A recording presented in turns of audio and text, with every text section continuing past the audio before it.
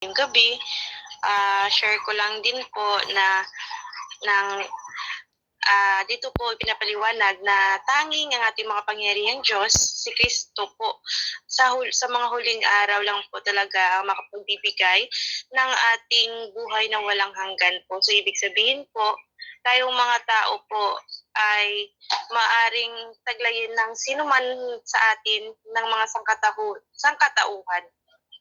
Dahil po tayo po ay nabubuhay po maari lamang dahil nagmumula tayo sa Diyos. Ibig sabihin na kung tayo pong mga tao ginawa ng Diyos, ang Diyos lang din po rin ang may taglay na kunin po tayo. At ang tanging Diyos lang po ang makapapaghatol sa atin at makapagpipino po. Kaya po tayong mga tao ay dapat po na dapat natin po na tanggapin ng buong buo sa ating mga puso't diwa ang mga salita ng ating Panginoong Diyos at ang ating mga maling disposisyon po ay dapat na natin pong itama upang po makamtan natin po ang buhay na walang hanggan.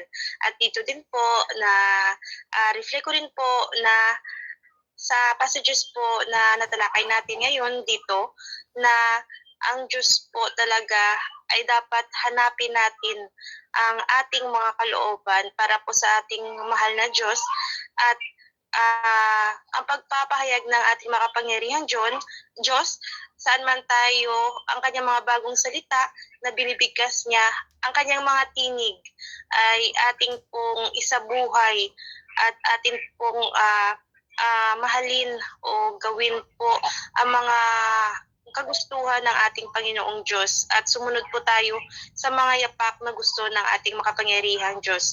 At doon po sa pagsunod natin ng mga pagpapahayag ng ating mahal na Diyos, doon niya po makikita na gusto rin natin po gawing makatotohanan at maging tama po ang ating mga maling disposisyon sa ating pamumuhay. At doon po magpapakita ang Diyos na karapat-dapat din tayong mga sangkatauhan na sa buhay na walang hanggan po sapagkat pagka tayo po ay naging banal at napino na sa pamaraan ng paghatol at mga katotohanan na pinapairal ng ating makapangyarihang Diyos, doon po natin mahanap sa ating sarili at sa pag-spread po ng kanyang mga salita. Huwag natin po baliwalahin ang mga salita ng Diyos dahil ang salita po ng makapangyarihang Diyos ay isa po sa makapangyarihan at walang sino man po ang makapapantay at ang Diyos lamang po ang makapagbibigay sa atin ng buhay ng walang hanggan. Amen po. Back to you, sis.